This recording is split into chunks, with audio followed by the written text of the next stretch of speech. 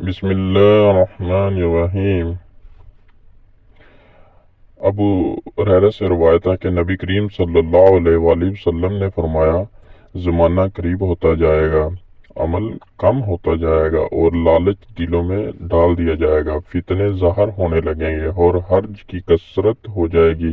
لوگوں نے سوال کیا، یا رسول اللہ یہ حرج کیا چیز ہے؟ نبی کریم صلی اللہ علیہ وآلہ وسلم نے فرمایا کہ قتل اور یونس اور لیث اور زہری کے بھتیجے نے بیان کیا، ان سے زہری سے ابو ہریرہ نے نبی کریم صلی اللہ علیہ وآلہ وسلم سے روایت کیا ہے۔